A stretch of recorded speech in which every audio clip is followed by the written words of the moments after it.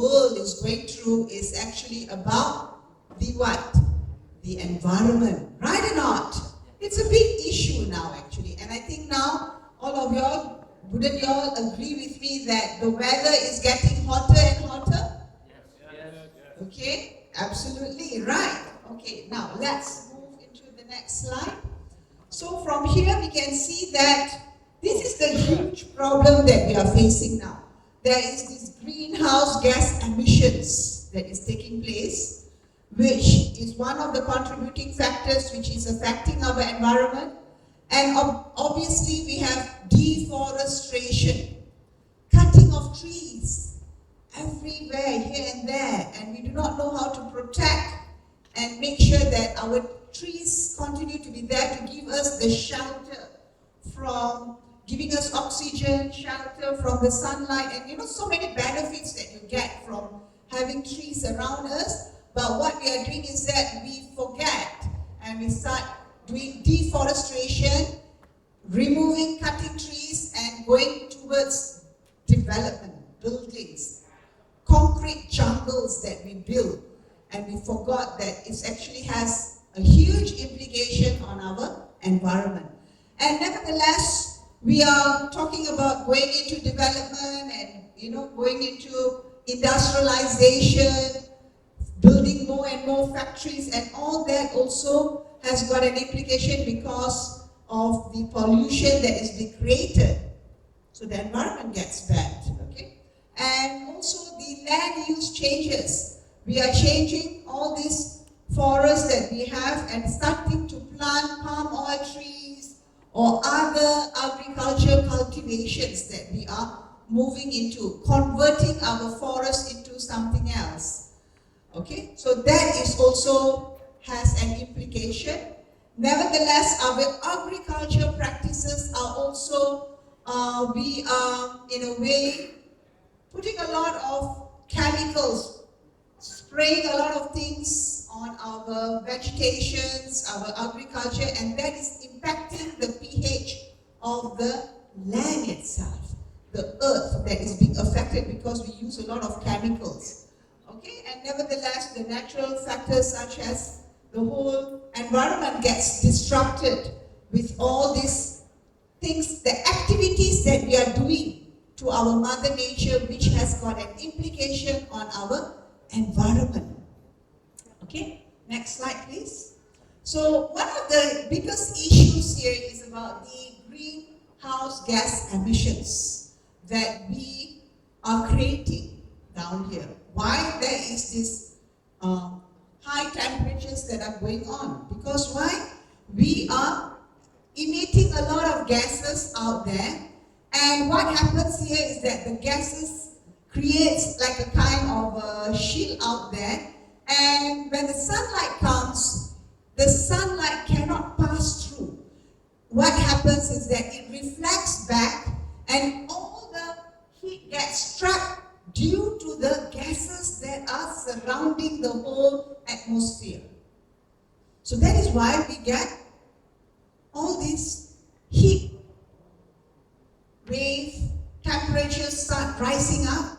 It's because of the greenhouse gas emissions that is happening without us realizing it, the damage. And I think certain places, you have heard about the ozone layers, they have got holes. Like Australia, certain countries, they are very well known for, having all these holes in the ozone layer. And with that, it actually impacts very much on the health of the well-being of the people, because that's why you find many people getting skin cancer and all that, because the ray from the sun actually becomes very harmful because you do not have the UV protection, and it has a huge impact on our health. Okay, next slide please. So here I want to show you, okay, when we talk about the gases that are being released out, what type of gas which is actually considered to be the one that is emitted the most? The highest percentage is coming from? Carbon dioxide. Yes, from our carbon dioxide, CO2, which is 79%. another huge amount that is coming from the methane gases. So what do you think about the methane gases, which is the CH4? It is? Yes, it is very much harmful. It's more harmful than even the carbon dioxide, okay? And how does this methane gases actually, how do we get it actually? It's due to what? What activities? It's due to, it's basically due to all the farming from animals, from human, from landfills, okay? All those garbage that gets dumped at the landfills, all those also produces methane gases. So all these are actually hugely impacting our environment, and that's where we have all these gases being trapped out there. And what happens? The sunlight cannot pass through. It gets reflected everywhere and it gets hotter and hotter. Okay? And a huge amount of all these kind of activities are basically being done by, who is the one that is the biggest culprit in giving all these gases? It comes from where? Transportation. Okay? Transportation is one of the big culprits. Okay? That is 27%. Then we have, of course, electricity generation, which also produces certain gases which are harmful. And then we have industry, agriculture, commercial, and residential. All these are basically the culprits that is basically causing all these gases to actually appear in the atmosphere. Okay? So next slide, please. And from here, okay, we move next slide. Don't, this one the one? No, the next one. Okay, I want to show you this video where you can see how the methane gases has actually affected the environment. Enjoy watching it.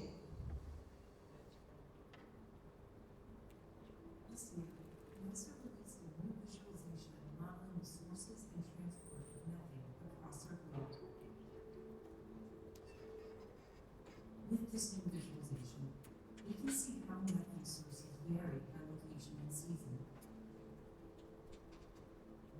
Inside America, the river basin and its adjacent wetlands flood seasonally. This creates an oxygen-deprived environment that is a significant source of methane. In the last 200 years, methane concentrations have more than doubled, mainly due to human activities. Europe is the only region that has shown a decrease in methane emissions over the past 20 years.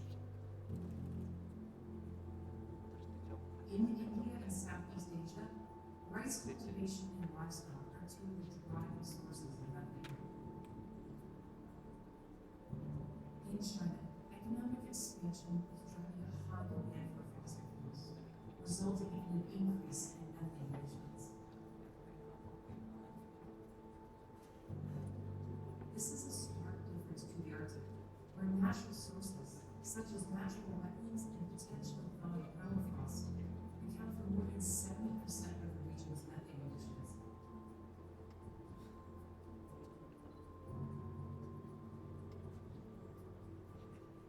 Taking a step back, we can see that methane has vastly different sources around the globe. By getting a better sense of the story of methane, scientists and policymakers can better understand the sources of methane emissions and work to reduce this greenhouse gas.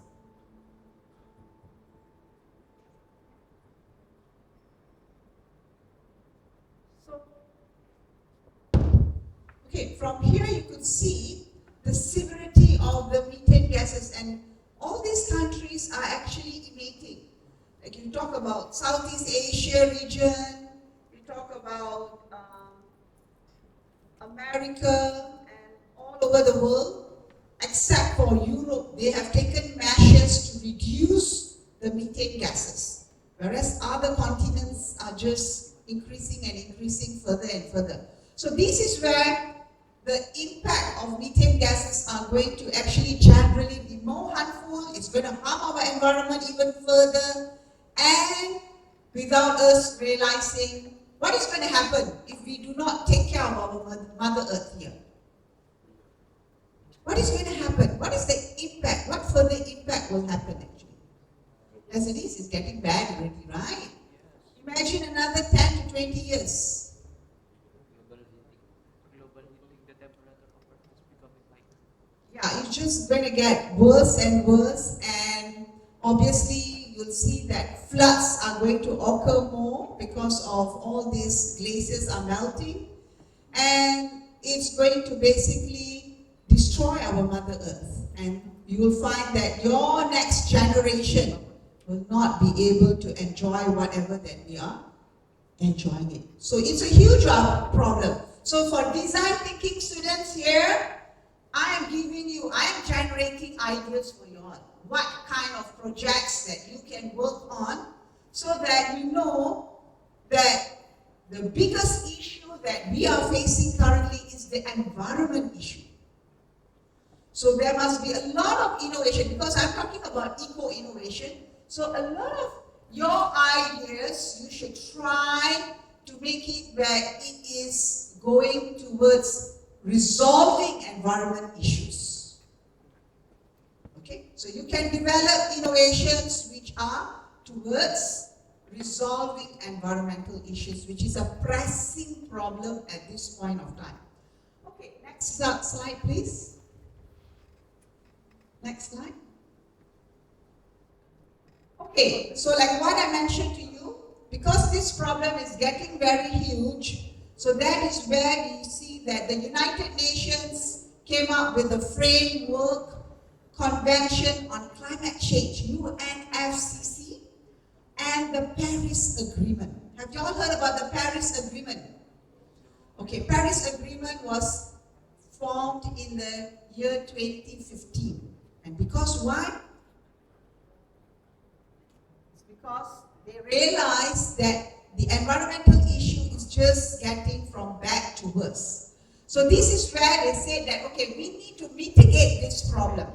And one of the things that they have agreed upon is to limit global warming to 1.5 Celsius greenhouse gas emissions must peak before 2025. So they said that the temperature should go up not more than 1.5 Celsius. Shouldn't go up more than 1.5 Celsius.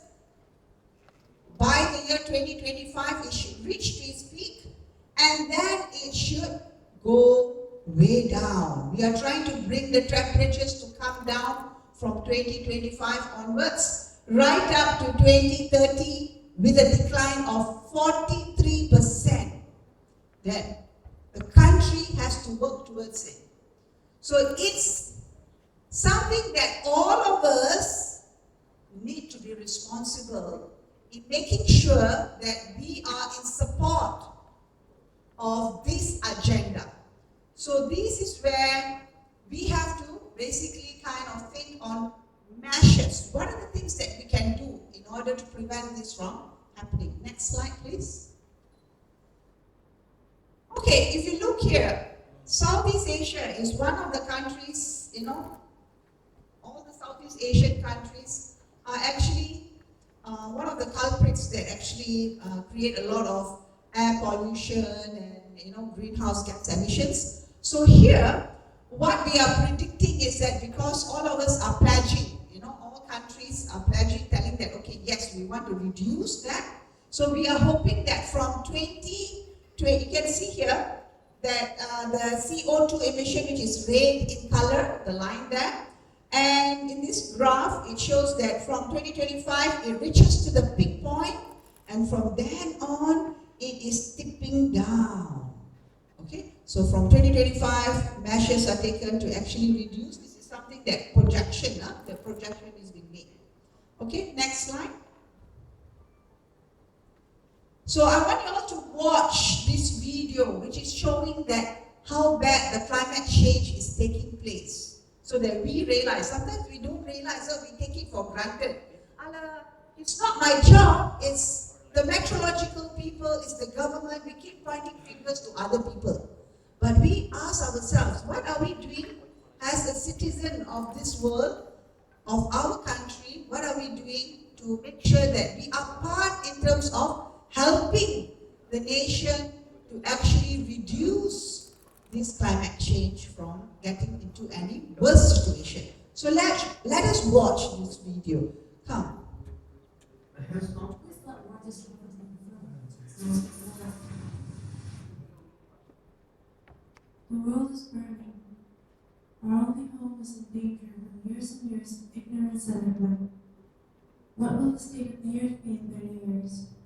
Hi, my name is Patch, and I'm concerned about our climate. I've noticed that climate changing intensely over the past few months, and recently, the gas leak which caused the fire at Mexico's Gulf made me all the more worried. Because of this, I'm curious to find out if anyone is doing anything about it, and if there's hope for the future. Hello, Dr. Matthew. To start off, could you just please explain to me what is climate change? Climate change can happen and does happen for natural reasons, but the big difference with climate change that's happening now is that humans are causing it, mostly through lots of different activities that add greenhouse gases like carbon dioxide to the atmosphere, and these gases have warming properties. Scrolling through Instagram, I stumbled upon a permaculture farm that could answer some of my questions about how climate change affects people working on the ground. So climate change affects many areas and is also worse it affects the food security. As a mother, I'm very concerned about this because I have kids, So looking in the context of farming, many farms use degenerate like farm practices that disturb this natural cycle and damage the foundation of life. And in farming, that is the soil. Malaysia is involved in a climate crisis.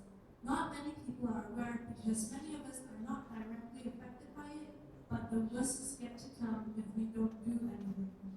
So we are actually experiencing the impacts of heat waves along with, I think, everyone living in this country has experienced this form of, heat waves. I think the majority of the consequences are heat strokes and death. It's also wide scale and long term. So we see this in the elderly, children with existing chronic diseases. So all of this thing adds more pressure to the health sector. So we're actually living on sunlight or stored sunlight. So that energy is stored sunlight from millions of years ago. So kita punya sunlight storage tak payah sangat sekarang. Now the only thing left is to know whether it's too late for change. Well, it's not that Malaysia is doing nothing at the moment. There are efforts going on, but we need to do more, I think. So it's a cumulative problem.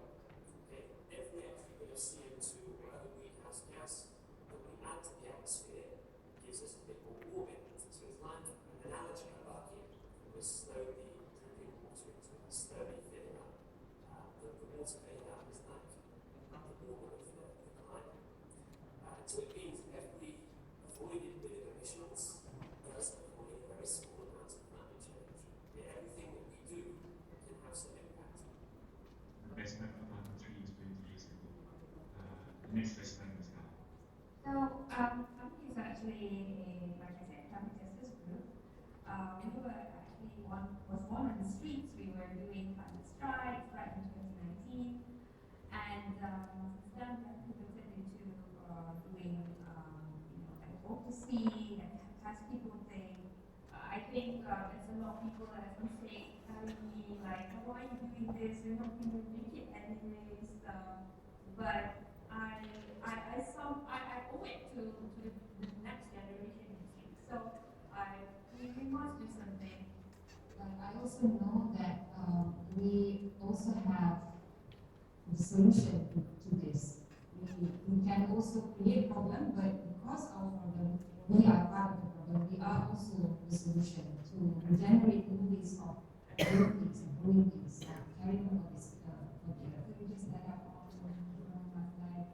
It's also not just a farm. It's also a learning concept. That is our intention to make my place a place for people who can learn and also share knowledge and share skill to grow food ethically with nature. using, practices so that we don't damage the land. The earth is our only home. With everything that's going on, it might seem discouraging, but at the end of the day, we can and should be hopeful because we're in this together. So if we start taking care of the earth, it will take care of us too.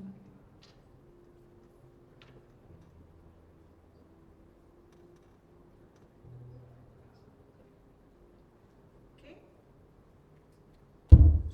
From this video, I have shared with you that how bad is the climate situation. And one of the movies, I don't know if any of y'all have watched the movie which is Deep Horizon. Right? It was a superb movie which basically talked about, what was the story all about, Deep Horizon? It's about apa sih itu leaking the oil just leaking Yeah, the because leaking of the oil, yes, it exploded. explode because the pressure Yes. in the pipe. Yes, the pressure that is being put on the pipe. And which company was the one, the oil and gas company that was the culprit for this is?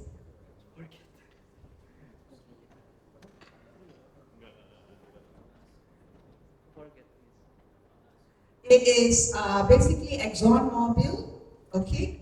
And they had to actually take a lot of effort to actually rebrand themselves. Okay? So this is where the company was in the midst of just thinking about making money. They did not look at the safety measures of the workers, how is it going to impact. Remember, they were supposed to actually do the maintenance of it, and they wanted to save costs. They kind of neglected doing that, and what happened? It exploded due to pressure and all that. And do you know how bad the Mexico Gulf actually, how bad it has impacted all the ocean, because they were doing the drilling all in the deep ocean. And it impacted the whole ocean marine. People died. And until today, it's going to take you a very long time to rebuild the whole place as what it used to be. Its impact is so huge, and that actually made the company actually spend billions of dollars that they lost to basically clean up and also to pay compensation to the people that are living surrounding it. Okay, so just to share with you that how bad situations can go and how it can impact the whole environment. Okay, next slide.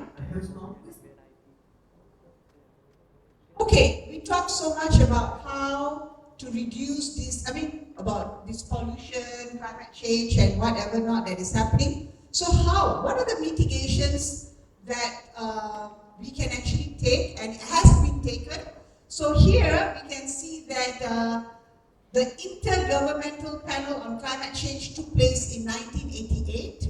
And the next thing also, the United Nations Framework Convention on Climate Change, UNFCCC, took place in 1992. Paris Agreement took place in 2015, and Global Methane Pledge Energy Pathway took place in 2022. So let me explain to you what happened to each of it to show you that initiatives were taken by the policymakers, but what has happened is that the implementation of it didn't take well. So that's why it had to keep prolonging and coming up with new policies. Okay, let's look into the next slide. Let's look at the first one, where the first one is basically looking into the IPCC climate change, where it was created by the World Meteorological Organization and the United Nations Environment Program. They were the first ones to actually realize of this huge impact, and they were alarmed and they developed this. And United Nations have been providing a lot of support on this for assessing the science related to climate change. And what happened is that IPCC provides regular assessment of the scientific basis of climate change. Okay, so which means they keep assessing and they look in terms of how it is going to impact the future risks and options for adaptation and mitigation. Okay, next slide. And then also United Nations came up with the Framework Convention on Climate Change, where what they did was it was founded in 1992, and the task is to support the global response towards the threat of climate change. So United Nations are very much in support of this, and they develop a framework on that in reducing emissions from energy, because energy sector are the sector which pollutes the most, actually. Next.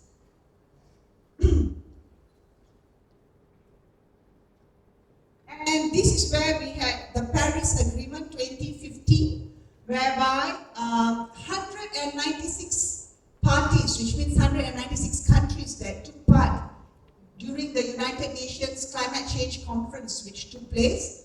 It's called as COP21. And like what I said is that they put a goal down there where the limit of temperature should increase 1.5 Celsius above pre-industrial levels. Okay? And what they put here is that the level should reach to its peak until the year 2025, and from there onwards it's supposed to decline. The temperatures are supposed to decline from there if we take measures to ensure that we are controlling and making changes to make sure that the environment doesn't get worse. Okay? So these are the important things that we have to play the role now to make sure that the temperature goes down. So one of the ways here, since you all are design thinking students, you all should actually start developing, come up with solutions, look at technological development, innovation, and diffusion, which is going to help to resolve this climate change issue. You all are smart students. You should do something which is going to be, in a way, you can contribute to your country in terms of reducing CO2 and improving the climate conditions, which I think all of y'all are not happy when you go out, right? It's so blazing hot. It's really, really hot. So this is something that is alarming, actually. Okay, next slide. Okay, as for the global methane pledge, we said that these are the big culprits. And even though they are emitting 11%, the impact of the 11% is enormous. Okay, so what has happened is that at COP26, that was held in the conference in the year 2022, they aim to actually reduce the methane emissions of the oil and gas sector. Okay, and during this convention, you see that 158 countries participated, which includes United States, European Union, Malaysia, Indonesia. All of us were there, and we pledged that we are going to reduce the methane gases, CH4, by 30% in the year 2030.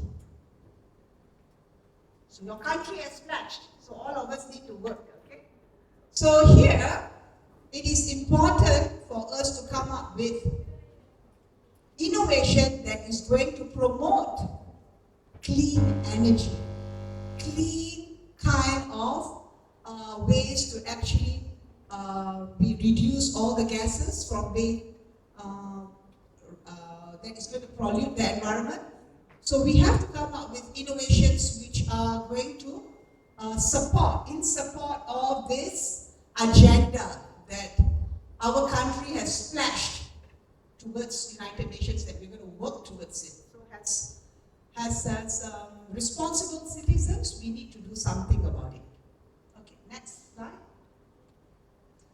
So let's watch this another video which actually talks about during the conference, and they interviewed our environmental minister from Malaysia to basically find out how we are actually wanting to mitigate this problem. So let's watch this video. In Dubai, and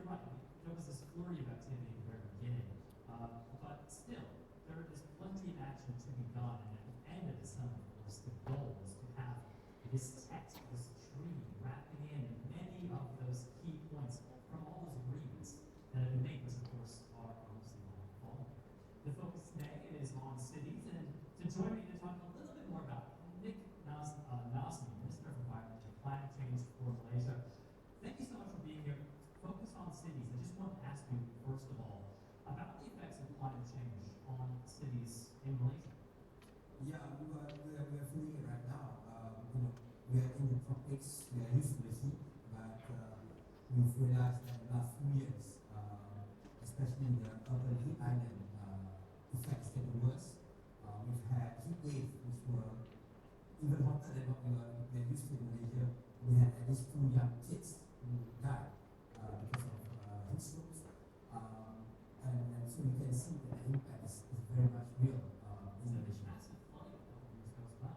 Yes, massive flooding. So the rains are more intense, it's more unpredictable, and it's getting difficult. Malaysia is also home to some vast tropical rainforests. So deforestation had been an issue in Malaysia, but recently some good news, dropping by more than 50% over about the past 5 years. How did you do this? And what advice would you give to other countries struggling with deforestation? Yeah, I mean, I think forest is an important carbon sink, and that's not only Malaysia, but the entire planet. It's an ecological service that we do. And I think one of the things that we've achieved, one is we've had an ecological fiscal transfer working with the UN, and then from other countries, we are now giving money to state governments. We are a federation for them to conserve, to protect, and act in the forest. And that has increased tremendously over the last few years. At the same time, and I know that's very controversial in Europe, but things like palm oil. We have emphasized on sustainable palm oil, which I don't think is getting enough recognition. And now almost all of our parameters are covered under the sustainable palm oil initiative. Last year, you actually announced that Malaysia would not build any more coal-fired power plants. The challenge, though, of course, also comes to what do you do with your existing power plants? Because we know that those need to be phased down.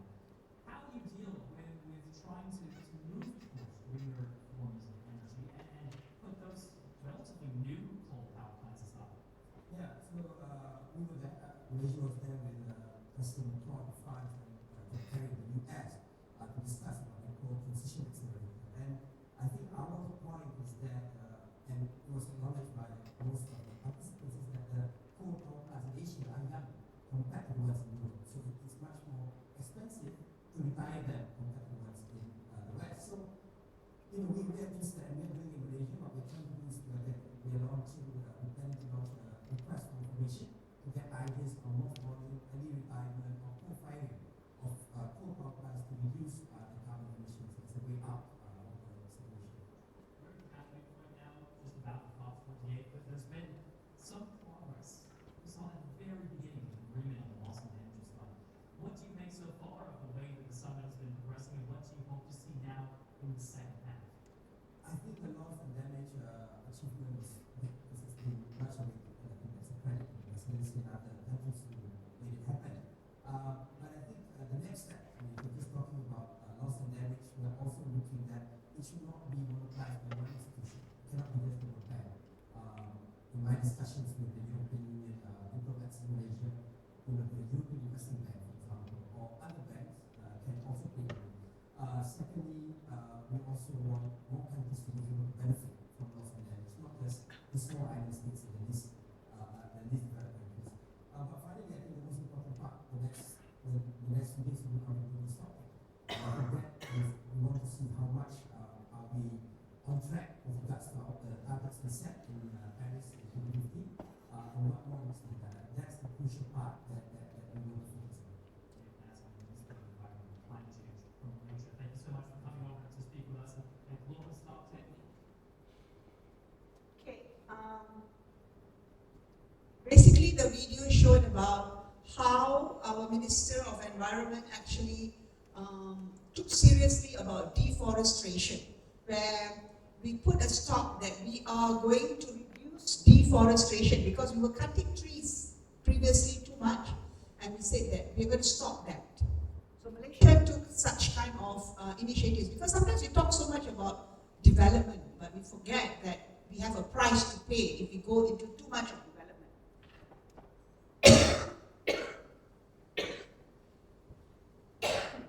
Next slide. Climate conference. So now I'm going to show you, basically when we talk about emission, polluting the environment, one of the biggest contributors here is basically coming from the coal sector, okay? Which means that we are generating electricity using coal. But we forget, like what was mentioned just now in the video, is basically coal emits carbon dioxide. It creates a lot of CO2 and also other gases that actually contributes towards the global warming. So here I'm going to show you that coal is a major source of electricity across Southeast Asia. Among all of the Southeast Asia countries, coal is one of the ways that we generate electricity. But do we know that the countries here that I'm showing you here, who are the great emitters or those who are using coal? You can see from here, the country that is using the biggest number of percentage of coal comes from Indonesia and Vietnam. Both of them account about 60% of the coal-fired generation in the Southeast Asia. Malaysia is equally involved in it, where we are doing 50%, but we are trying to reduce and look for alternative energy rather than depending on coal. Because coal emits very bad gases, which can be very, very harmful to our environment. Okay, next. So this is also showing you that basically out of this energy sector, okay, because I'm talking a lot about the energy sector, and from the energy sector, the ones that emits the worst amount of CO2 basically comes from coal, followed by oil, natural gases, and also biofuels and waste. So the coal is the one that generates 36.4%, which is actually a high amount, okay? So here, what we are propagating, what I'm actually trying to tell to all of you all is that to encourage emission reduction here, that is happening, this is a huge problem, it is important that we apply eco-innovation in the energy sector. Okay, have you heard of eco-innovation in the first place? Any idea? What is eco-innovation? What comes into your mind actually? Sorry? That could be one of the alternatives, but eco-innovation, the terminology itself, what does it mean? Sorry? That is one of the things that you can do, but what is eco-innovation? Try to Google, all of you all in the class, try to Google what is eco-innovation. The Google Baba will help you to answer that. Nowadays, whatever that we do not know, we always Google up, right? So what does it say? Because I want all of you all to be paying attention. Business approach that aims to reduce environmental impact. Yes. It's basically how do we actually innovations that bring towards or reducing towards environmental impact. And one of the key issues about eco-innovation is that it talks about value creation. That's why it's called eco. Eco, which means that the kind of, you go into green initiatives, but how does it actually help to reduce pollution level, plus bringing value towards the organization or towards the individual when he actually implements that kind of innovation. Okay, so I will talk further about it. Let's move to the next slide. I'm throwing ideas because you all are basically design thinking students. Okay, so design thinking students should think about what are your ideations. So I'm throwing some ideas to you all to think about when you are developing ideas here. Think about the environment. How you can develop ideas that can resolve environmental issues, which is now very, very pertinent. So from here we can see that when we talk about within the Asia Pacific regional ranking CO2 emission for energy sector in the year 2022, we can see that India is the country where they are the ones that emits the most lah, CO2. Okay? Then followed by Japan, Indonesia, Korea, Australia, Vietnam, China, Taipei, Thailand, Malaysia. Malaysia is also equally at not a good level. We are at number 9, which we can do much better. Okay? So next. So here what I was saying to you, in Indonesia, basically when it comes to emission, your huge problem actually comes from your coal. So the coal, generating electricity to coal actually emits a lot of pollution. And it comes 57.5% comes from that. And then oil is 32.9%, natural gas is 9.5%. So natural gases are a lot better because they don't really emit much CO2 as compared to coal and oil and oil. Coal and oil. Coal is the worst. Okay. Okay. Next. Okay. So what is going to happen here is that in order for us to actually, like what I was propagating just now, we have to look for other means of generating electricity rather than depending on coal, oil, and gas. What are the other means of generating electricity? Come on. Design thinking students, what comes into your mind? Yeah, solar panels. Okay, good. What else? Sorry? The tide. Okay, yes. Other than that, if you are a country which has got strong winds, what can you do? Yes, you can come up with turbines, okay, and it generates energy. Okay, especially open spaces, you know. You can come up with all those turbine structures, which you find a lot in European countries. Huh? They do that. What else other than that? Wind turbines, solar panels. How about make a reaction between the hydrogen? So Yes. carbon dioxide is combined with hydrogen to becoming a methane. So the methane is becoming energy. Yeah, good. Yes. So it can like decreasing the carbon dioxide in the like Jakarta like that. Yes. Hydrogen is one of the inventions that now people are moving into because they have got different types of hydrogen. Got green hydrogen, red hydrogen, but a lot of research is being done. Now in Malaysia, we have got public transports which are beginning to run on hydrogen. Yes. So because, like what I was saying to you, the biggest emitters of pollution is coming from transportation.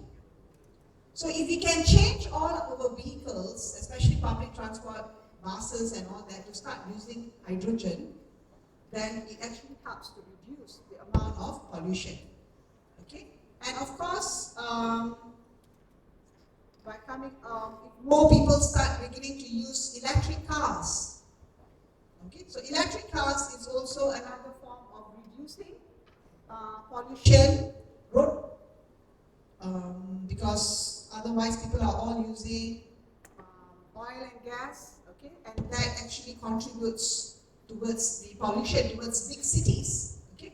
So this is where we have to look at renewable energy. What I'm trying to say here is that renewable energy is something that countries should move into this approach of innovating new ways. And I will show you later on in the video like how, because I come from Universiti Technologi Petronas. My parent company is Petronas, which all of you all have heard Petronas. And in Indonesia you have Pertamina, because Petronas is our national oil company. In Indonesia you have Pertamina, which is your national oil company. So Petronas have actually started going into renewable energy, and they're doing a lot of research on how they can invent and come up with new types of renewable energy, which is going to help in terms of reducing the CO2 emission and methane, which is very, very crucial at this point of time. Okay, next, let's look at next slide. Okay. So here we can see that when we talk about eco-innovation here, it helps to minimize negative impact to the natural environment, and also like what I mentioned to you, it also stresses a lot on realization of economic gains. Okay, so here when we talk about eco-innovation, it is basically talking about predominantly technology-driven kind of things, which looks in terms of coming out with renewable energy and trying to reduce lower carbon. Okay, go towards low carbon energy technologies. So low carbon energy technologies, have you all heard about biofuels? Okay, so how do you get biofuel actually? By using methane. Sorry, by doing what? By using the gas with methane maybe to become methanol. Yes, and also you use a lot of agriculture waste. Yes. Okay, like in Indonesia you have palm oil, you have corn or whatsoever. So all those waste can actually generate biofuel. Okay, so we are very much, because like our countries, we have agriculture. So from agriculture, the waste, instead of burning it and creating, you know what you call it, all this haze. You know, when you burn, you have open burning, you have all this haze which actually covers the whole atmosphere with all the smoke that comes in. It's just going to make the situation worse. So why don't we collect all these waste and use it in terms of generating biofuels? Okay. So I would like to see all of y'all having this ideation of how you can generate ideas going into this direction.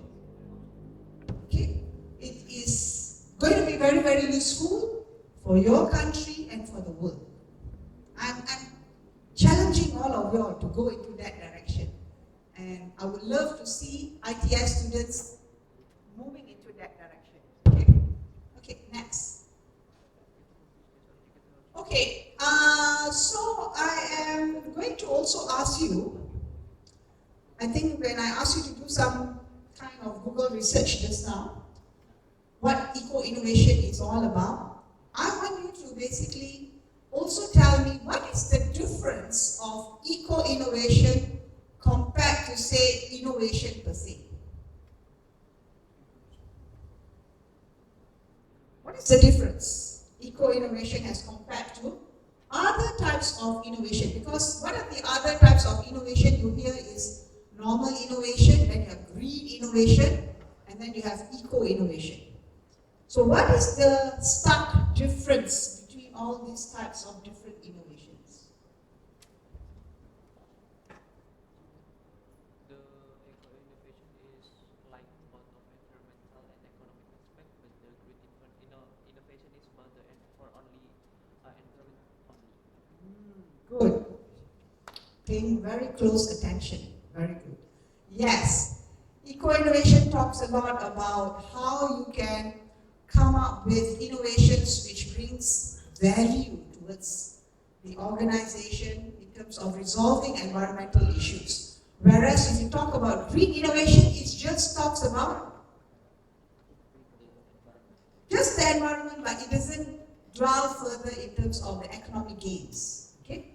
So that is the stark difference. And innovation is just talking about coming up with innovations which is going to create economic gain.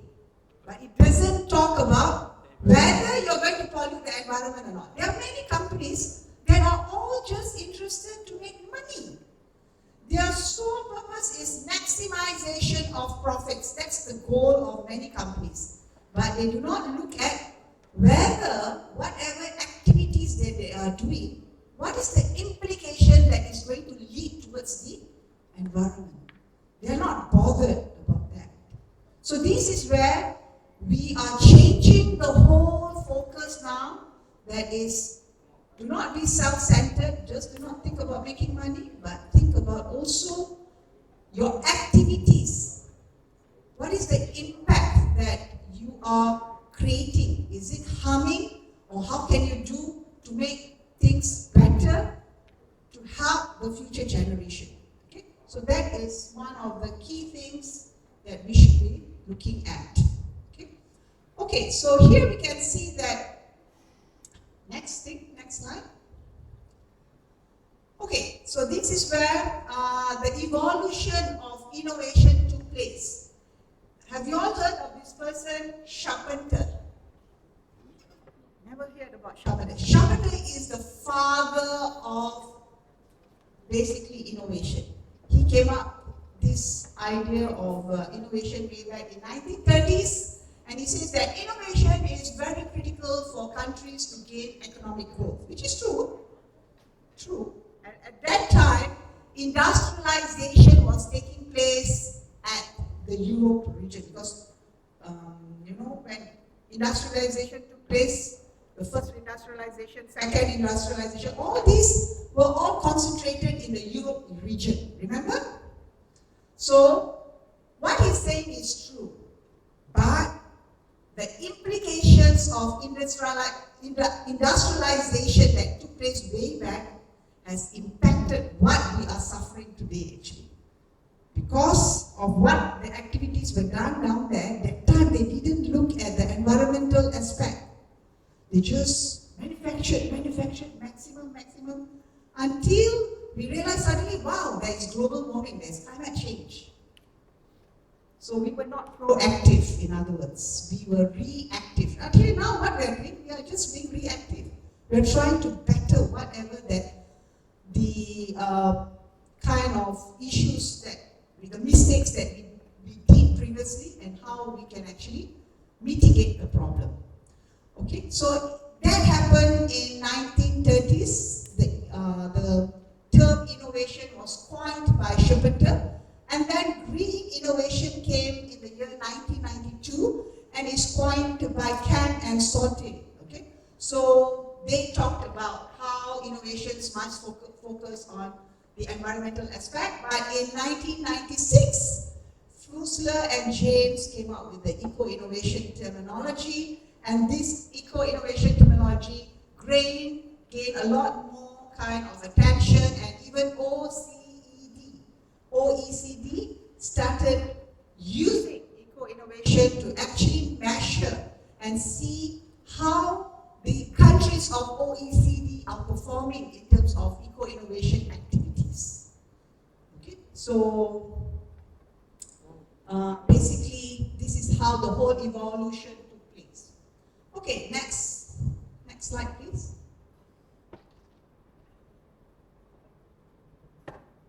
Okay, let's watch this video about eco-innovation to have a greater understanding.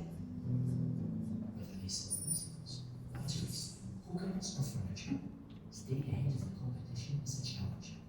And if the company isn't staying ahead, the business can't grow. Problems like worker welfare, constantly changing regulations, depleting raw materials, and climate change all add up to make business difficult. But there is a solution for companies who want to change and innovate, who want to become more sustainable, who want more productivity, more profitability, more investment.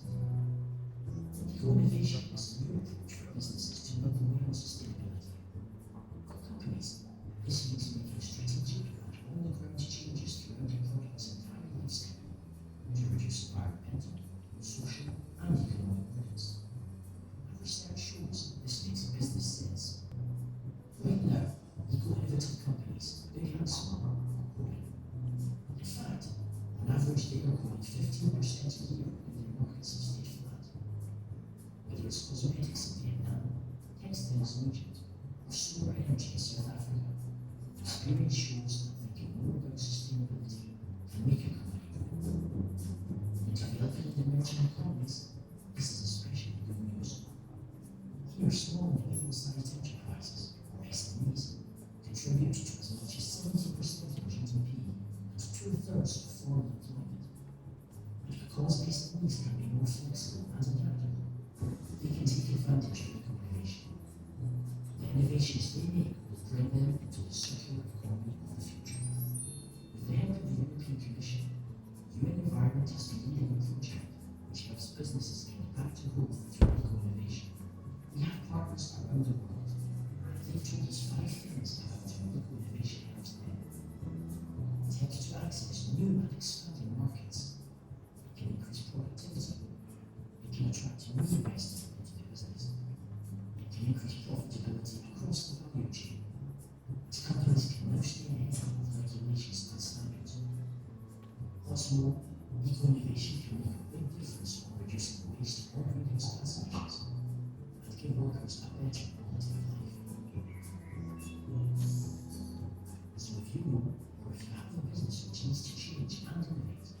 There is heaven for that. If you're in agriculture, chemicals, metals, or any other business, our eco-innovation tools explain how you can make eco-innovation a reality. You can find best practices and eco-innovation case studies from around the world. There is also a manual to help you get started. Visit www.ecoinnovation.org and get back to growth with eco-innovation. Okay, so did the video kind of enlighten you about eco-innovation? Got a better understanding?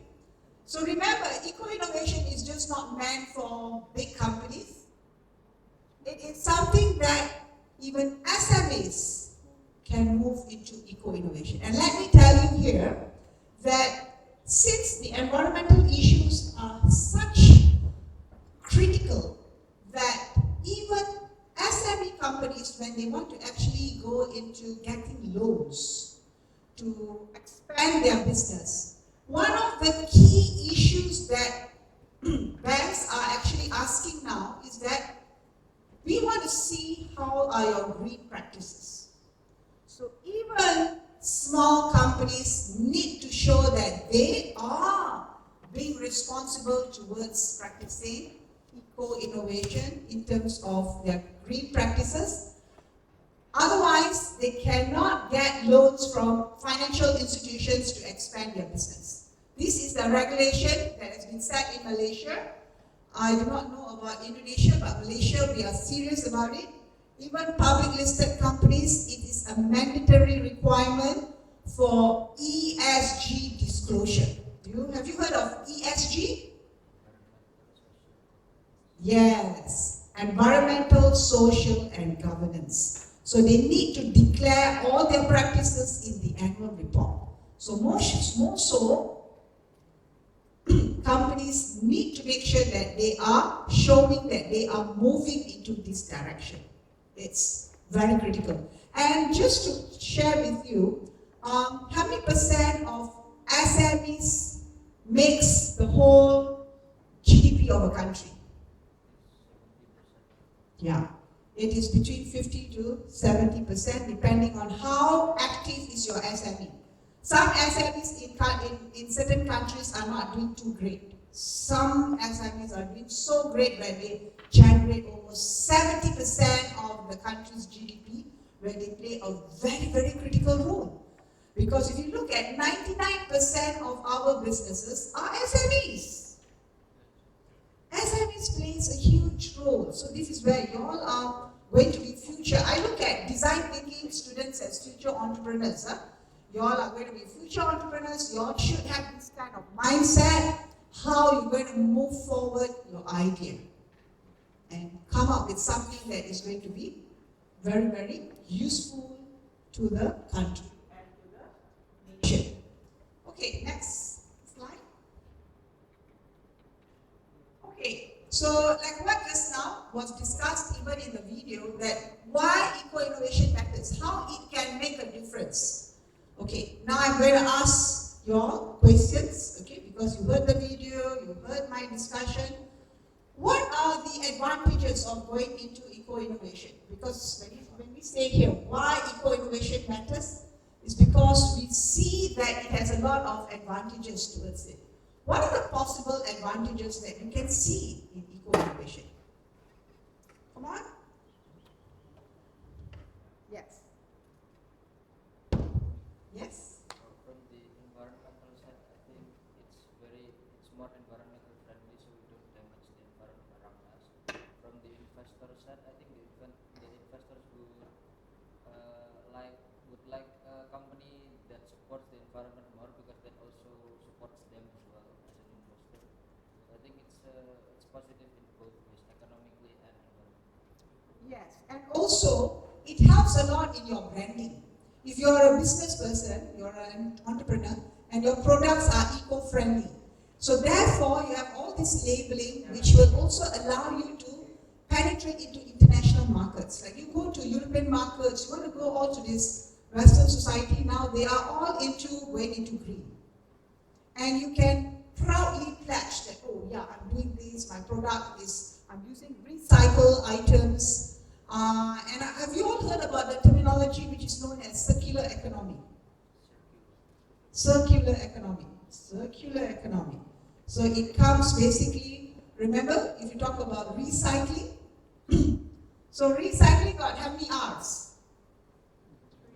It starts off with how many R's? 3 R's. From 3 R's, it has gone into 4 R's, 5 R's, 6 R's, 10 R's, 12 R's. All depending on which sector that you are in. So, fundamentally, if you talk about recycling is the 3 R's. What is that? What are the 3 R's? The basic ones.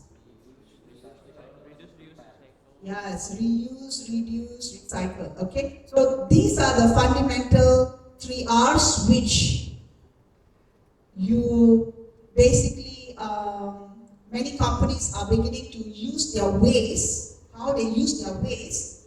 They do not throw their waste in the landfills, but how the waste can be reused, recycled, repurposed, and become a source for another product or for another company, which becomes a material for another company which they can sell it, and it becomes useful because you generate also income. And you do not have those things landing in the landfills, you reduce all this pollution and all that. So there's huge impact and benefit for the country itself, for the company. Okay, so now what I'm going to say is that one of the biggest contribution of eco-innovation is that it is in support of the realization of sustainable development goals. Have you all heard about the SDGs? Okay, so how many SDGs are there? Yes, there are 17 SDGs. So eco-innovation basically supports the 17 SDGs. So when you are going into all these eco-innovation activities, when you decide that you also want to implement and come up with this kind of ideation, you can proudly say that I am in support of SDG. How many SDGs are you supporting? You can basically announce that and make it something that it's very much, it's a very good approach to actually brand your company and also for marketing purpose, which investors, if I'm investing in a company, I would basically invest companies which are going towards this kind of activities, because I know they are a responsible company. They are a company which not only thinks about profits, but they think also about the stakeholders, the environment, the people, and all that. Okay? Okay, now. So I'm going to share with you about Petronas. Okay? Why I'm showing Petronas, and what I said that basically my parent company is Petronas, and they are very serious about going into activities which are towards eco-innovation. So watch this video.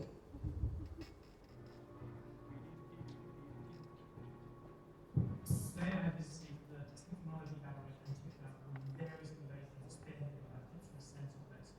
I was really excited to learn about Petronas research and what is the commercialization practice of those technologies. Basically, it's taking a tour on the Petronas Research Center.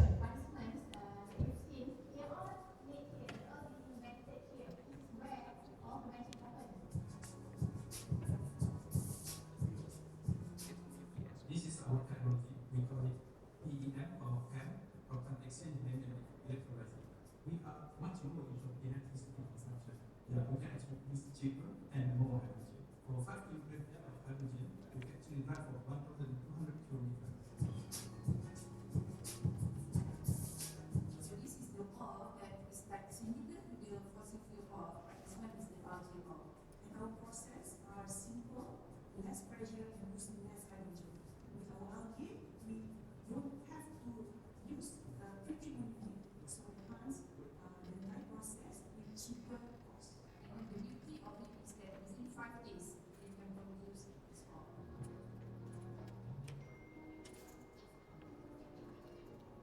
what we do is take away waste plastic, recycle waste, mainly using plastic bottles like this.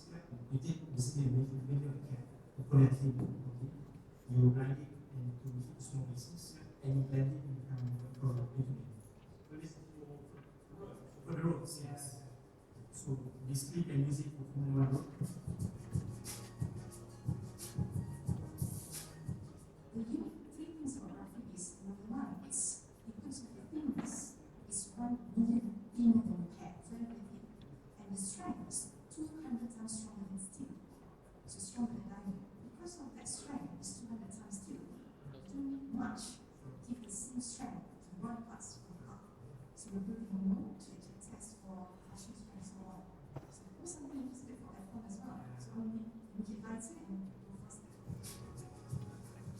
Then I was looking at the science and innovations, future food development with hydrogen, with algae oil, as fuels, and see how that can help shape our future.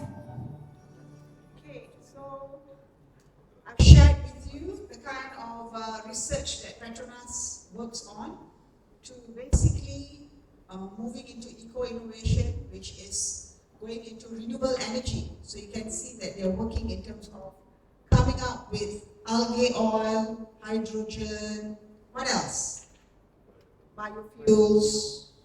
So all these are things that actually we are hoping to move into the direction where basically the company itself realized that they cannot just depend on oil and gas. They should move into the direction of renewable energy in order to generate income from multiple sources, and to also make sure that when you kind of think about making profits, you are also thinking about how you can make a difference to the society, to the nation, by actually making sure that you are being a responsible citizen to pledge and say that yes, we are going to reduce the CO2 emission by going into this kind of innovation which is going to benefit everyone.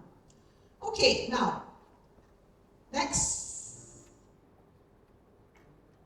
So these are all the benefits which I was talking to you, that how eco-innovation can benefit, okay?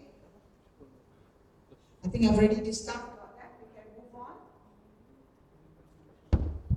Okay, so this is just to show you how does the energy sector value chain works, okay? Where we have it, where it comes from, it starts off from the upstream, where you actually go and find oil and gas, then you kind of do the exploration, extraction of oil and gas, which is all done at upstream. Then midstream, what do? You transport the oil and gas, okay? And then downstream is where you do further manufacturing, where you have things where you have the biochemical, where you produce other side products. And one of the things that many companies are moving into the direction is going into biofuels, which is basically renewable energy. And of course, this is where companies realize, especially oil and gas companies, they realize that they cannot just continue to depend with oil and gas industry. Why? I think by depending just on oil and gas, if anything happens to the oil and gas industry, how is the company going to sustain? And this was very clearly shown during the COVID crisis, okay, where basically oil and gas companies were badly affected, right or not? Because, yes, and how Petronas managed to sustain is because Petronas had downstream business. So they had businesses which they could actually depend. So they were, in a way, able to sustain themselves, which other purely oil and gas companies were badly affected. So this is just to show you that how it is very critical for companies to actually be far-sighted, to be proactive, in order to make sure that their business can sustain. Because business world is very, very competitive out there. In reality, when you are going to be future entrepreneurs, you will realize that it's very competitive. And what makes you stand out? what makes you be resilient? So the only way is through innovation that makes a company stand out and continue to sustain themselves in the long run. So you have to think about 5 years, 10 years ahead rather than being reactive. Okay, next. Okay, this is basically another video which talks about a company going into biofuels. Okay, let's watch this. Opticom and Spain's leading energy solutions company, Cepsa, have launched plans to build Southern Europe's largest 2G biofuels facility. The facility will be utilizing algae-based waste recipe along with used cooking oil as the raw material. We'll be able to produce both HVO and SAF. The capacity here is going to be roughly about 500,000 tons per annum. The joint venture launches Opticom into the sustainable aviation fuels market, a vital step in RGE's decarbonization goal for aviation, marine, and land transportation. Sustainability sits at the core of both RGE and Opticom's operations. We look for opportunities within the businesses for creating circular economy. Opticom is able to effectively and sustainably extract waste and residue along the supply chain to effectively supply to the joint venture in the system. The €1 billion initiative, one of Andalusia's largest private investments, aims to lower CO2 emissions by 90% compared to traditional fuels. It will open in early 2026. As we have a very large global presence today, we are able to continue to increase our supply base. We convert waste to biomass as well as bioenergy.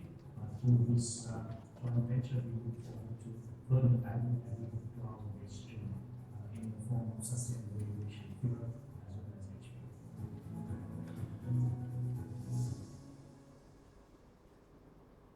Okay, so this basically shows you how Apical has gone into biofuels. They have invested €1 billion into going into this, which is basically going to improve the renewable energy sector and in terms of contributing towards better environment within Europe itself, because this is a Spain company where they are serious about it. Okay, next. Okay, now I'm going towards the Sustainable Development Goals. How can the energy sector, because I'm very much looking into the energy sector, how if energy sector goes into eco-innovation, how does it impact how the kind of positiveness that it is able to provide towards Sustainable Development Goals. So here we can see, generally it supports Sustainable Development Goals number 3, where it is able to produce products with biodegradable materials which does not harm land and sea life. Because when you go into eco-innovation, you will make sure that you are going into biodegradable kind of products. Okay, so that in a way impacts good health, it promotes good health and well-being. It supports SDG 7, whereby in SDG 7, if you look at process eco-innovation, which means that you are going into a transition to produce energy from infinite renewable sources that do not pollute the environment. So you are doing innovations which are minimizing the pollution towards the environment. So that is very much in support of coming up with the SDG 7, which is affordable and clean energy, which it supports. And then it supports also the SDG goal number 8, where by going into eco-innovation, you are going into coming up with new kind of jobs. You are creating jobs from your eco-products, because you will have to create new jobs such as green energy technicians, construction, plastic pallets, factories. So many positions have to be created now, where even you have now a sustainable director. Okay, this kind of positions were never there in existence, because The direction of the company is moving into going green. Therefore, new positions have been created, and this is where it's basically supporting SDG Goal 8, which is good. Next, it's also in support of the goal number 9, which is industry, innovation, and infrastructure. Because here, energy sectors are moving into coming up with solar panels, batteries, and this will definitely help to actually create, because like now even Petronas have actually gone into setting up a new subsidiary which is called Gentari. And Gentari, what they do is that they come up with all the charging machines. You know, when you got electric cars, you need to have all the charging. And I think one of the biggest problems in going into electric cars is that the infrastructure is not there. So to support this, Petronas decided that, okay, they want to develop this, another operating unit which focuses on building up all these stations, okay, which does all the charging stations which you can find around the city, at the highway stations, okay, highway areas, you will have petrol stations, you will also find charging machine which you can charge your car if you're driving an electric car. So this is where you can see that energy sector is in support of Goal 9, which is towards coming up with industry, innovation, infrastructure to help to make this going into renewable energy, to support and make sure that the infrastructure are well equipped.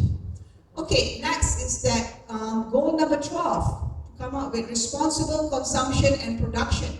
Because like what I said, that when you go into eco-innovation, you come up with eco-labels, you are able to actually come up with material information, labeling and all that to say that what materials you're using, how you are able to actually reduce the environmental pollution.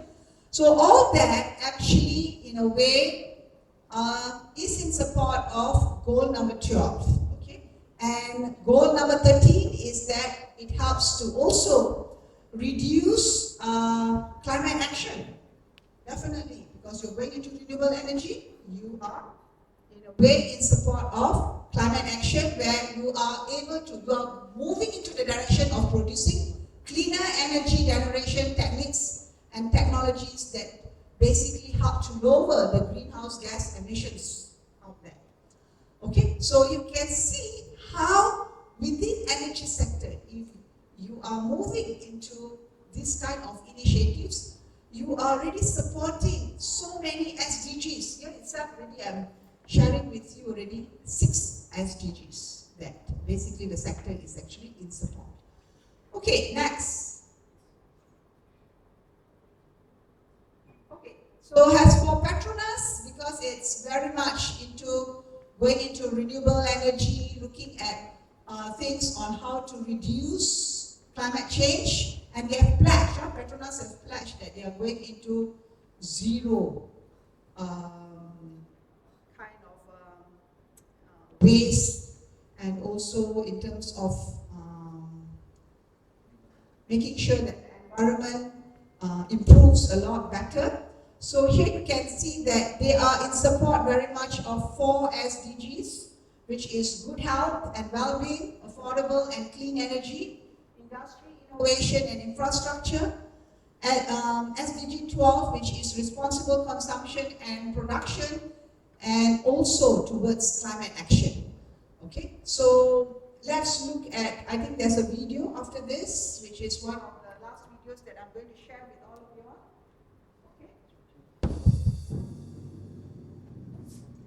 Okay, that is Petronas, the Twin Towers. Facing humankind today, we are approaching an unprecedented era where ignorance and inaction is not an option. We now face the challenge to balance energy security and affordability, economic growth, and environmental sustainability. The only way to ensure tomorrow is to prepare for it today. A pledge has been made to make the change that is so desperately needed as we move towards a net zero future. At Petronas, we've taken this a step further. More than making a promise, we've already begun. Optimizing our endeavors to deliver more value, transforming landscapes with technology and innovation that not only boosts growth, but also sustains it. As one of the leading energy players, Petronas aims to drive the change.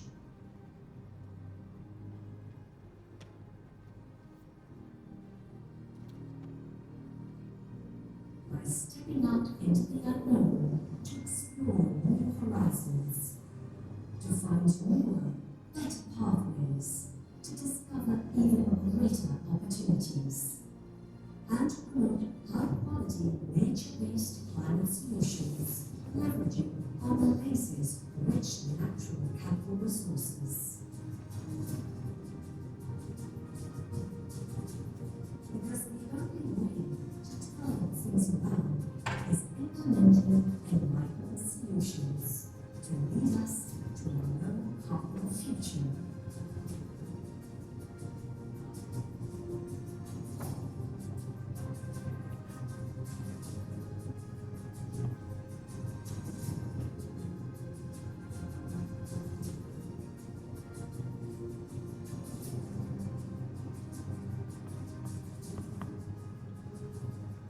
But great challenges cannot be accomplished alone. Radical shifts can only materialize with the minds and hands of many. Shaping a sustainable future is a shared responsibility. Only together can it be achieved. Only together will we bring balance to accelerate actions towards a net zero future. Okay, so from here you can see Petronas have actually pledged to go into net zero by 2050.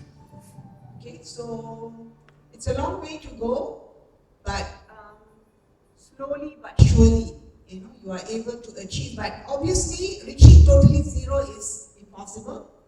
Okay, but going towards reducing tremendously in terms of the environmental impact of greenhouse gas emissions, we hope that we can actually reduce a lot more. Okay, next. Okay, another thing which I was telling to you that how Petronas is in support of this is through Jintari. Remember the one I was telling to you how they actually come up with all these charging machines for electric car. So let's look at how Jintari is doing it. Let's watch the video.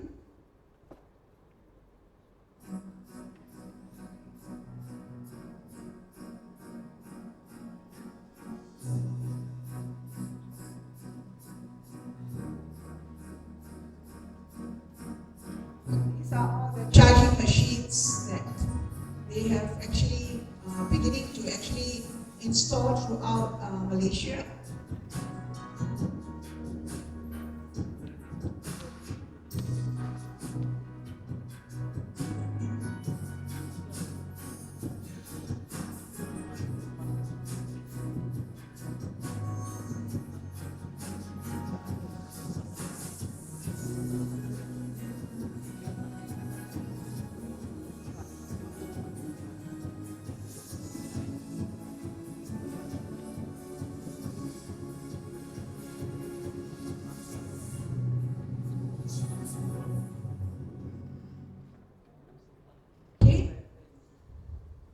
Next slide, please. Okay, something that I would like to share with you all before I end this session is the research work that I have worked with my master's student, which looks very much into eco-innovation, where we wanted to find out in terms of how eco-innovation has an impact on the firm's profitability. So here you can see that the title of his research was looking into ownership structure and firm operational performance, a study on the Malaysian oil and gas company. companies. And of course, from the findings that we did on the energy companies down here, the oil and gas companies, okay, that we investigated, we found that basically, obviously, eco-innovation has been able to have a very strong kind of relationship with the firms, in terms of their operational costs. So we were able to see that it is able to be more economically cost effective and efficient by implementing and going into eco-innovation. Because eco-innovation sometimes can be a bit more, it can be a bit pricey for companies because you have to invest on the innovation. But what is the return on investment that companies are also interested to know? How does it benefit? So the findings did show that basically it does have a good positive relationship, okay, a significant relationship. And this is where it is also found that energy firms that develop pollution prevention capabilities to process eco-innovation, it is seen that you can see improvements in the quality of their products, you can see improvement in their services output, which results in terms of cleaner and higher quality of final product and services. So this is the benefit for companies to move into this direction. Okay, so next slide. So these are the publications that that we published, and we were able to go into good journals. Next. Okay, in conclusion, okay, I would say that eco-innovation is just not about developing the latest kind of innovation that leads towards, like what I was mentioning to you, that goes into economically cost effectiveness and how we can be much more efficient in our operations. But here, I would say that eco-innovation is basically the responsibility of every business that would want to go towards creating a sustainable future. And I think it's the responsibility of everyone to actually move into this direction. So that is where I would strongly emphasize down here. It is basically about changing our behavior, our mindset to reduce waste in order to make sure that we are people that are helping to contribute towards eliminating and reducing pollution level. It's our responsibility. As individuals, we need to do our part, okay? So here I would say that let's all of us embrace whereby eco-innovation has to be a way of life, to be a way of business. Okay, so with that, I would end my presentation, and I hope that all of you all have benefited from my discussion here with all of you all. So with that, thank you very much.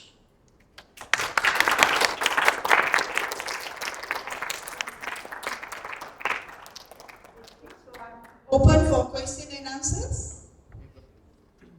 Question and answer session. Yes. Yes, I think you raised your hand.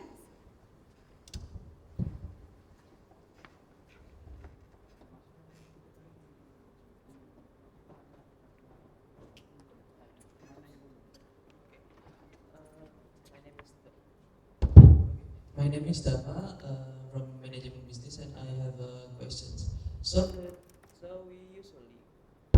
So we usually using a transportation like electric car or maybe electric bike, but about like a truck, there is no electric truck. But maybe I have like ideas like if we using solar. If we are using a solar system, I mean like placing solar panels. Yes, but using solar panel on it because when using mobile car or maybe like electric car, the charging is quite long, right? So if we change it to a truck, the time that came for like reaching converting it to 100%, it maybe become like an half of a day or maybe something like that.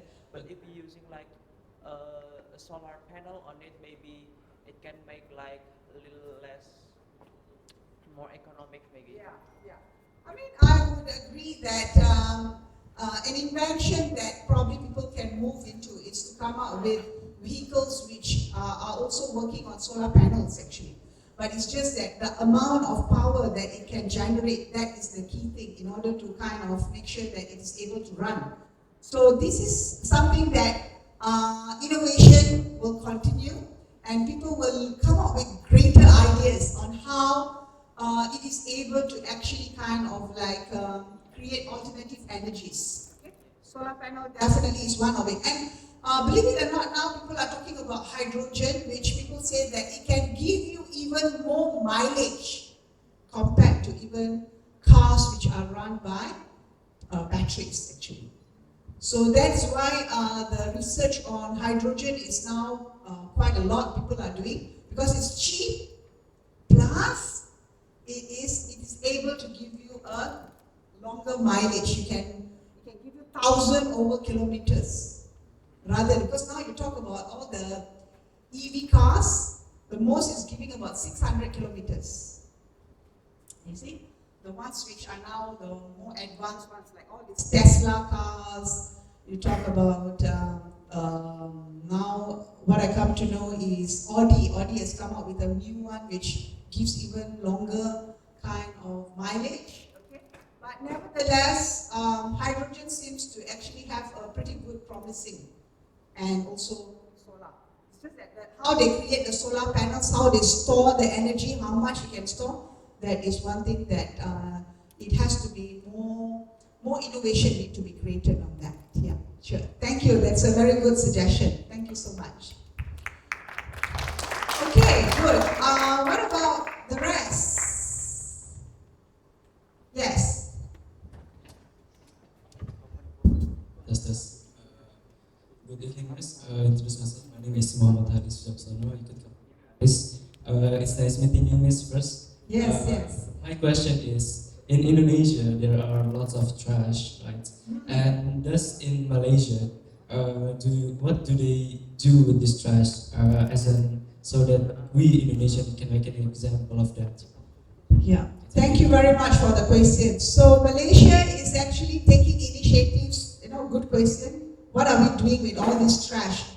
Instead of going into the landfills, what can we do? So this is where circular economy, which I was discussing earlier on, that how we can use these 3 R's, 4 R's, 5 R's, 10 R's, 12 R's, how can we change all these waste into something which is going to be a resource for another industry. And no doubt, like what I said, going into circular economy, moving into this direction, companies need to invest in terms of developing all those kind of machines that can lead towards circular economy. Instead of throwing things, how do you actually generate and create byproducts out of it? Because now plastics which you find around in the ocean, okay? All these are actually impacting our biomarine. So if you collect all these plastics, we kind of like produce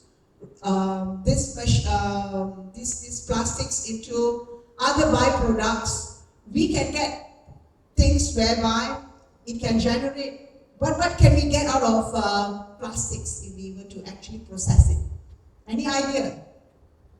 Because this is the biggest culprit in our environment, is the plastics usage is very high. And we should actually be banning all this from being used. Okay, if you want to save the environment, we should take this kind of serious measures. So what can we do out of these plastics? By making it from herbal, from vegetable skins, like that. Yes, so which means that you can process these plastics, make it into a byproduct. So the byproducts could be what? You can even get oil out of it. You can make bitumen. And you can also use it for things such as even people going into coming up with concrete. using all this plastic waste, pressing it, and making it into another product which can be used as to replace concrete. Okay, so these are things that all of us should be moving into this direction so that we do not have all this waste. And one of the important thing all of us can do is that whatever waste that we have, we should actually separate our waste. We should have this compartments where we have bottles, and then we have materials that which is biodegradable, like food items we separate, and then dry things we separate. So if we from home, we create this separation, therefore it will help the garbage collector to actually kind of process all these waste into other things. The problem is that we have not created this culture of separating waste. We just lump everything, we put in the plastic, the garbage person comes and collects it, right or not? So we should, in many countries, they are already moving into the direction. We will not collect your garbage if you do not separate your waste. And all food waste can be made into what? Compost. Okay? Where you have your own vegetable patch. If everyone can have a vegetable patch, a small one, doesn't have to be a big one, and you can grow your own plants, you create your own fertilizer, and you use it in your home. Can you imagine how much you are planting your own vegetables? It's already a good source of, you're talking about, it's going to actually benefit you. Okay, you don't have to buy your own vegetables. Maybe you can actually kind of get also organic. This is all organic items, which is very healthy for yourself. And also how you can use the waste to actually be a fertilizer and to actually produce and give you more things in return, okay, rather than dumping it and going into landfills. So we have to create, that's why I said just now, we have to create a culture in ourselves. Each and every one of us need to make that difference, okay, whereby we do not throw our items, we separate our items and we reuse, recycle. Countries such as Scandinavian countries, they have actually moved into this direction where they do not buy certain things, where they create communities among them and they share items. If I write a particular book and I do not kind of like just keep it on the shelf, but I actually share it with other people. I go for a carpooling system. I share my tools with my village people rather than just for myself. So if we have this sharing attitude, I think that itself will make us to be a people where we will consume less items. The more items we start consuming, the more waste we are creating, right or not? If we create, make it less, and if you're not wanting to use it anymore, share it with someone else. So all these we need to create the culture, the mindset has to change. And one of the good things that we can see that in Scandinavian countries, in Japan, all these countries which are very into saving the environment and looking into sustainable practices, they practice this. Okay, so I hope I've answered your question. Yeah. Okay, so sorry, because the time is up, I would like to invite everyone to come to the stage and take a picture together for documentation. So.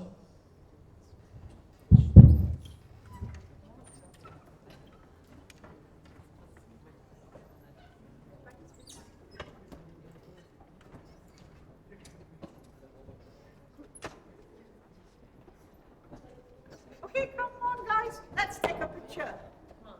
Come on. Come on girls. Girls have been rather quiet, huh? Come on. I didn't get any questions coming from the girls' side.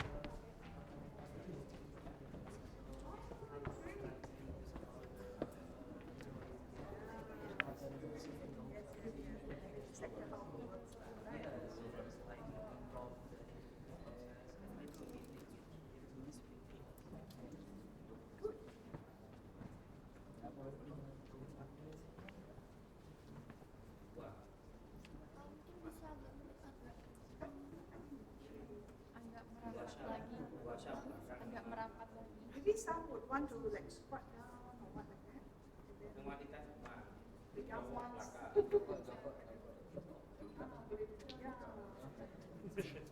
Balik ke depan lagi. Mas-masnya di depan boleh jongkok aja biar yang belakang bisa kelihatan.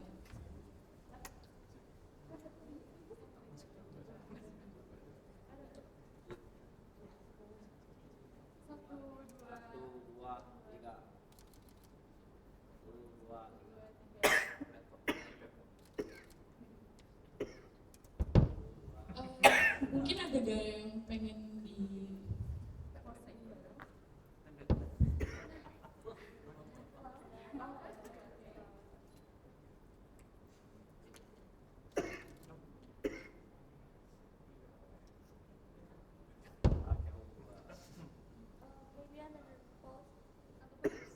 pose. Maybe we could do something. Maybe we could do this, everyone.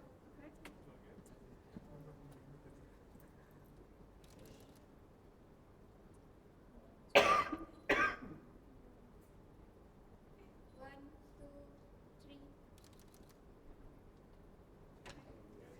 Okay, thank you so much, everyone.